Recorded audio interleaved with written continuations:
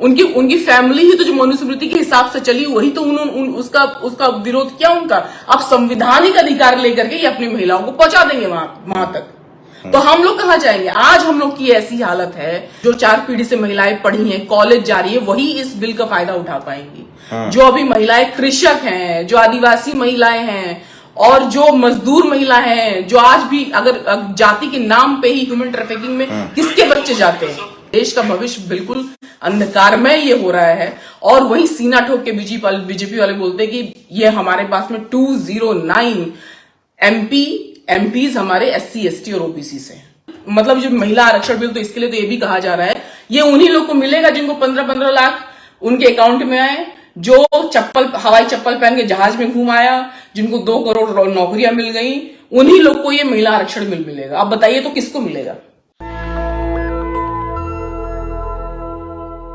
नमस्कार, मैं शंभू कुमार सिंह और आप देख रहे हैं नेशनल दस्तक। मेरे साथ खास मेहमान है प्रियंका पासवान, जो लगातार संवैधानिक अधिकारों के लिए सजग हैं और आवाज उठाती हैं। महिलाओं को आरक्षण मिला है सिर्फ 33%, जबकि 50% की मांग थी, लेकिन उसमें जो SC ST OBC महिलाएं हैं उनको रिजर्वेशन नहीं मिला है। क्या राय है आपकी इस पर? देखिए, इसमें राय की कोई बात ही नहीं है। अगर 33% रिजर्वेशन मिला है तो डेफिनेटली उसमें SC ST OBC की और मुस्लिम महिलाओं की भागीदारी होनी चाहिए। अब ये लोग तो ये बोले 33% रिजर्वेशन उन लोगों ने दे दिया है, और ये 33% रिजर्वेशन का फायदा अगर उसमें कैटेगराइज नहीं हुआ, क्योंकि ये चीजें हम लोग पहले से भी देखते आ रहे हैं, लेकिन कि अगर SC ST का रिजर्वेशन नहीं होता तो वहां पे बैठे हुए जो लोग हैं वो बैठे नहीं होते, किसी भी हालत में नहीं बैठे होते। OBC मंडल आयोग नहीं आता तो OBC नहीं पहुंचता संसद तक। वही मुस्लिम महिलाओं को देख लीजिए तो उनका तो मुस्लिम महिला के पुरुषों की स्थिति बहुत खराब है। तो कैटेगराइज इसमें होना चाहिए। अब यहाँ पे ये लोग ये बोल रहे हैं कि बहुत ज्यादा आरक्षण नहीं हो जाएगा। अभी आप यहाँ पे ये देखिए कि अगर हमारे वहां पे जो इस वक्त संसद में 209 SC ST और OBC सांसद हैं, और ये सुन करके, समझ करके या सोच कर ही इतना दुख होता है कि उन लोगों ने इस बिल के फेवर में अपना मतदान किया। अब आप खुद सोचिए, तो अगली बार 131 रह जाएंगे बस। करने दीजिए। नहीं, अगली बार 100, अगर जब महिला बिल लागू हो जाएगा ना तो 131 तो SC ST के रहेंगे, क्योंकि उनको रिजर्वेशन है। OBC और किसान कम्युनिटी का सीधा खत्म हो जाएगा, और जो महिलाएं जनरल की ज्यादा जीत के आएंगी। तो जो 290 का आंकड़ा बता रहे नहीं, फिर सरकार का फिर क्या, सरकार बनाने का क्या मतलब है? फिर तो संविधान करने का क्या मतलब है अगर यही करना है उन्हें? तो अरे भाई, तो जो अपने ही पैर पर कुल्हाड़ी मार रहा है SC ST OBC के सांसद को विरोध करना चाहिए था जी। यही तो मैं बोल रही हूँ कि वो सारे के सारे सिर्फ और सिर्फ, मुझे लग रहा है कि शायद इसके बाद वो कभी बनेंगे भी नहीं सांसद, इसके बाद वो कभी सांसद बनेंगे भी नहीं, क्योंकि जिस तरह मैं सोशल मीडिया पे सारी चीजें देख रही हूँ कि डेफिनेटली पता नहीं। अब अगर आप मनीषा वाल्मीकि का केस देख लीजिए, या कुछ वहां का जो सांसद है, उसको मैंने सुना है कि वो बैठ करके दरवाजे के बाहर बैठ करके चाय बोलता, अपना गिलास ले जाता, अपना गिलास ले जाता, तो मुझे पानी दे दो, इसमें मुझे चाय दे दो। ऐसे लोगों को बीजेपी चुनती है, ऐसे लोगों को कांग्रेस चुनती है, ऐसे लोगों को ये लोग क्या अपने लोगों के अधिकार की बात कर पाएंगे? नहीं कर पाएंगे। इसी तरह 3-4 सांसद और भी इसी तरह है, जो वो हिंदू सनातन के अंदर में अपना ही देखते। तो भाई अगर ऐसे ही करना है तो तुम वही देखो, तुमको संसद भवन में जाने की क्या जरूरत है? अब यहाँ पे जो इतने ढेर सारे OBC नेता या महिलाएं जो जा रही हैं, आखिर उसका भी संविधान लागू हुआ उसके बाद ही तो महिलाओं को जाने का अधिकार मिला, या कुछ भी करने का अधिकार मिला। और अगर ये बोल रहे हैं 33% महिलाओं को ये लोग आरक्षण दे रहे हैं ये लोग, तो मतलब इनकी महिलाएं पिछड़ी हुई हैं। कहने का मतलब तो यही है इनकी महिलाएं पिछड़ी हुई, लेकिन उनको पिछाड़ा कौन? उनको पिछाड़ा को उनकी फैमिली तो पिछाड़ी। उनकी फैमिली ही तो जो मनुस्मृति के हिसाब से चली वही तो उसका विरोध किया उनका। अब संवैधानिक अधिकार लेकर के ये अपनी महिलाओं को पहुंचा देंगे वहां तक। तो हम लोग कहां जाएंगे? आज हम लोग की ऐसी हालत है कि आज भी बड़े मुश्किल से सरकारी नौकरियों में, और सरकारी नौकरी अब बची हुई कहां, निजीकरण सारी चीजें करके सब कुछ खत्म कर दिया गया है। तो कहां जाएंगे आखिर हम लोग? किस जगह जाएंगे हम लोग? हमारे लोग किस जगह पे वो लोग टिकेंगे? हम लोग फिर से अपना जातिगत जो हमारा है पेशा है, मेरा पेशा अगर मेरी कम्युनिटी का पेशा है ताड़ी उतारना, तो वही उतारेंगे। झाड़ू लेके नाली साफ करेंगे, कपड़े धोएंगे, चप्पल बनाएंगे, मजदूरी करेंगे। तो ये जो बिल है, ये जो बिल है, इसमें तो डेफिनेटली सारी महिलाओं को, सारी कम्युनिटी की महिलाओं को उनको देना चाहिए रिजर्वेशन, उनको ये देना ही चाहिए। लेकिन तमाम जो सवर्ण मीडिया पत्रकार हैं वो तो कह रहे हैं कि ये महिलाओं की कोई जाति थोड़ी होती है। महिलाओं की नहीं जाति, देखिए ये जाति प्रधान ये देश है। एक वीडियो सुना रहा हूं रामविलास पासवान का। देश की आजादी मिली, फांसी के फंदे को चुम लिया खुदीराम बोस हिंदू था, फांसी के फंदे को चुम लिया सरदार भगत सिंह सिख थे, फांसी के फंदे को चुम लिया इशफाकुल्लाह खान मुसलमान। इशफाकुल्लाह खान ने कहा था बिस्मिल का वो लाइन कि सरफरोशी की तमन्ना अब हमारे दिल में है, देखना है जोर कितना बाजुए का।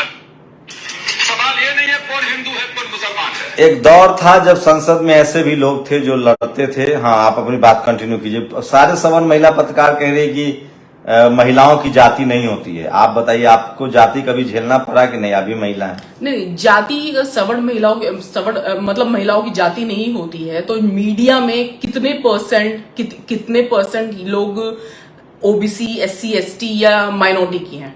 कितने परसेंट महिलाएं होंगी बताइए आप? कितने परसेंट महिलाएं होंगी अगर महिलाओं की जाति नहीं होती है? तो अपनी जो चार पीढ़ी से महिलाएं पढ़ी हैं, कॉलेज जा रही है, वही इस बिल का फायदा उठा पाएंगी।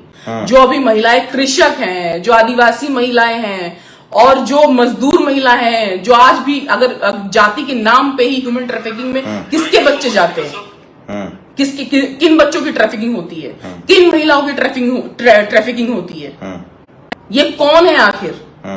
किन लोग को 80 करोड़ जो पॉपुलेशन है, किन लोगों को ये 5 किलो अनाज दे रहे हैं? जरा उनकी जाति देख लीजिए। तो जाति के आधार पे तो क्या चीज नहीं है यहाँ पे? हर चीज तो जाति के आधार पे। जाति देख के आपको न्याय दिया जाता है, जाति देख करके आपको इंटरव्यू में से मार्क्स काट लिया जाता है, जाति देख करके आपका इंटरव्यू जो पास करके बच्चा रिटर्न में आया उसको जाति देख के इंटरव्यू उसका खराब कर दिया जाता है, उसको निकाल दिया जाता है। तो अब तो मिला नहीं, क्या करेंगे आप लोग?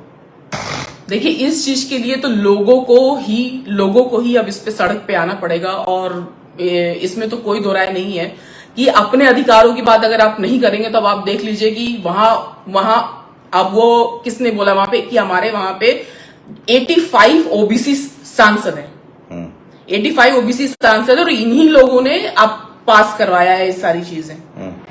तो अब इन लोग का क्या फ्यूचर है? अब ये लोग अपने लिए ही या अपने घर के लिए ही, अपना पेट भरने के लिए ही इन लोगों ने दे दिया है इसको। और पता नहीं शायद ये लोग पढ़ते भी है कि नहीं पढ़ते, मतलब मुझे लगता है कि ये लोग खुद चाहते हैं कि इनके बच्चे झाड़ू उठाए, सफाई करे। आप बताइए, जैसे कि बोला ये गया, मोदी जी ने ये बोला कि पकौड़ा तलिए, ये भी एक बिजनेस है। तो आप बताइए एक रेडी लगाने में भी कितना पैसा लगता है? 50 से 60 हजार रुपए लगता है। और एससी, एसटी, ओबीसी और माइनॉरिटी के पास कितने पैसे हैं? वो क्या करेंगे आखिर? मजदूरी करने के सिवा उनके पास कोई चारा नहीं होगा।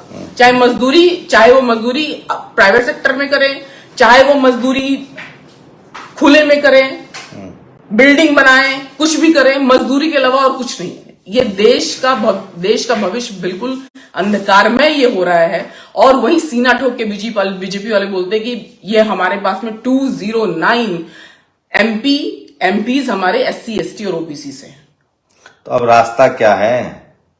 रास्ता तो यही है कि अपने अधिकारों की लड़ाई लड़नी पड़ेगी, युवाओं को मिलकर के अपने अधिकारों की लड़ाई लड़नी पड़ेगी। और थकना नहीं है, आगे बढ़िए। और बिल्कुल देखिए, जब मैंने ये भी बोला था, जब भी मैं अपने फेसबुक लाइव पे जाती हूँ मैं यही बोलती हूँ कि कुछ इस पे आरक्षण बिल पे आप लोग अगर ठीक है, देखिए जानते हैं, अभी मैं डिबेट कर रही थी, वहां पे गुमराह करने के लिए, मतलब वो जो बीजेपी की जो वहां प्रवक्ता होती हैं, बोले कि नहीं एससी, एसटी को भी मिला हुआ है, सारे के सारे लोग रिजर्व सीट में ही उनको एडजस्ट किया गया, अलग से नहीं मिला। तो रिजर्व, इसका मतलब तो यही हुआ ना, एससी पुरुष लड़ेगा या एससी महिला लड़ेगी। मतलब तो अलग यही से हुआ नहीं ना, मिला है, सब अलग झूठ। तो वही तो मैं बोल रही, तो अब ये भी बोला गया वो तो पन्ना प्रमुख है। अगर वो पूरे लोग बताने में कामयाब हो गए कि नहीं आपको मिल गया तो क्या होगा? सही कह रही प्रियंका। नहीं तो क्या होगा? तो तो यही सब लोग यही तो सारी चीजें चल रही पहले है। टीवी अखबार नहीं था, अब तो सोशल मीडिया है, फेसबुक है, सबको बोलना चाहिए। देखिए सोशल जो ये टीवी है ना, इतना ज्यादा गुमराह कर रहा है लोगों को, इतना भयानक रूप से गुमराह कर रहा है। गुमराह करने की ये पूरी तरह साजिश से गुमराह करने की राजनीति है, अफवाहों की राजनीति है, गुमराह की राजनीति है ये सब। मुझसे लोग लड़ रहे हैं मेरे कम्युनिटी के, तुम क्यों बोल रही, तुम क्यों बोले, तुमको तो मिल गया, तुमको तो मिल गया। मुझसे लोग लड़ रहे हैं, मेरे लोग लड़ रहे हैं, एससी कम्युनिटी के लोग लड़ रहे हैं। तो भाई अगर मैं उनको ये बताऊं तो बोले नहीं नहीं सरकार ने तो बोला है। ना न्यूज़पेपर इंडियन एक्सप्रेस पढ़ रहे हैं, ना कहीं कोई चीज देख रहे हैं, न्यूज़पेपर में खुला खुला आया हुआ है, फिर भी नहीं देखते हैं वो लोग।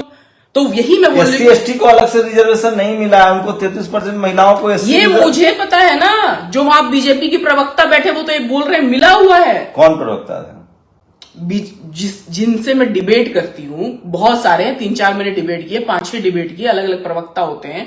तो बोले नहीं नहीं ऐसे नहीं, ऐसा है। आप बताइए, यही तो बोल रहे हैं कि अगर वो पन्ना प्रमुख हैं, अगर वो बताने में सब्जेक्ट इतना भयानक नेटवर्क है उन लोग का, अगर ये बताने में कर दी नहीं मैं गलत हूं, मैं गलत हूं, मैं गलत हूं, तो किसकी बात मानेंगी महिलाएं? तो हम लोग फिर से जातीय गुलाम हो जाएंगे। देखिए स्थिति पूरी तो यही ही है। और मैं तो सिर्फ यही कहूंगी कि अब इन नेताओं को, जिन लोगों ने आपको दिया है, जिन लोगों ने आपका अधिकार खाया है, SC ST OBC नेताओं को, इन लोगों को तो बिल्कुल सबक सिखाने की जरूरत है। अब इसमें यह मत देखिए ये मेरे जाति का है वो, या ये हमारे घर का है, हमारे उसका है।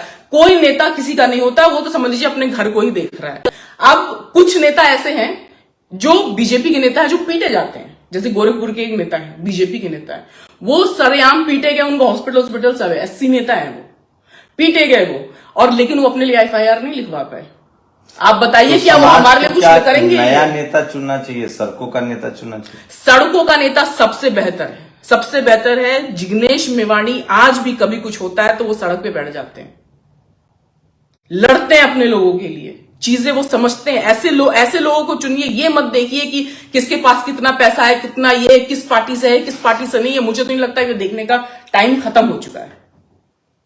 और सबसे बड़ी बात है कि अब जैसे कि आप देखेंगे जो ये धंधाए और ये जो बहुत पैसे वाली पार्टियां हैं, बीजेपी तो आखिर मतलब जो महिला आरक्षण बिल, तो इसके लिए तो ये भी कहा जा रहा है ये उन्हीं लोग को मिलेगा जिनको 15-15 लाख उनके अकाउंट में आए, जो हवाई चप्पल पहन के जहाज में घूम आया, जिनको 2 करोड़ नौकरियां मिल गई, उन्हीं लोग को ये महिला आरक्षण बिल मिलेगा। अब बताइए तो किसको मिलेगा? यानी कि किसी को नहीं मिलेगा।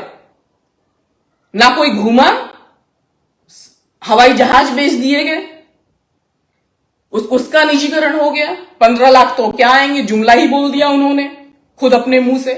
नौकरियों को तो हाल ये है कि ये तलो पकौड़े तलो, और पकौड़े भी कौन तल पाएगा? हमारे और आपकी कम्युनिटी के लोग, SC ST OBC कम्युनिटी के लोग नहीं पकौड़े तल पाएंगे, वो सिर्फ मजदूरी करने लायक रह जाएंगे। पकौड़े की दुकान में प्लेट धोइए, गिलास, वही मजदूरी करिए, आपका रेडी भी नहीं होगा, आप रेडी भी नहीं लगा पाएंगे, क्योंकि इतनी मजबूत स्थिति नहीं है। आज इस तरह हालत कर दी गई है कि बस खाओ, बस अपना पेट किस तरह भर लिया जाए और किस तरह एक एक दिन कट जाए और कैसे चले, बस यही स्थिति आजकल चल रही है। तो रास्ता तो बताइए, कोई सॉल्यूशन।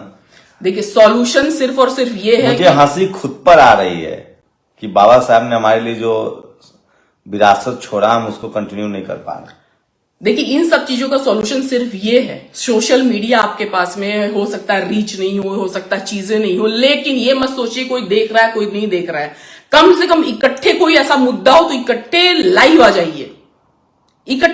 जाइए, कि हाँ ये बेचा जा रहा है, इस चीज का निजीकरण किया जा रहा है, लाइव आइए। इस तरह का कानून पास किया जा रहा है, लाइव आइए।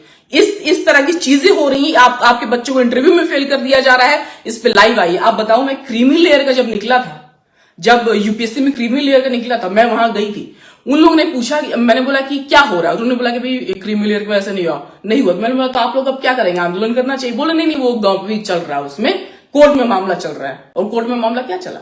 टाई फुस। किसी चीज का इंतजार नहीं करना है। ये हम लोग का अधिकार है, अपने सरकार से, अपने नेताओं से, जो संसद में बैठे हुए हैं, उन लोग से सवाल जवाब करना, ये हमारा अधिकार है। तो ये थी प्रियंका पासवान। मैं फिर कह रहा हूं, सबको बोलना पड़ेगा संवैधानिक अधिकारों के लिए, संवैधानिक दायरे में रहकर, तभी आपका संवैधानिक अधिकार मिलेगा। शुक्रिया प्रियंका जी हमारे साथ बातचीत करने। Thank you. नेशनल दस्तक की आपसे गुजारिश है कि अगर इसको बचाना चाहते हैं तो नेशनल दस्तक को सब्सक्राइब करने के लिए रेड कलर के सब्सक्राइब बटन को दबाएं, फिर बेल आइकन की घंटी दबाएं। नेशनल दस्तक को बचाने के लिए बहुत जरूरी है कि हर खबर को शेयर करें, लाइक करें, कमेंट जरूर करें।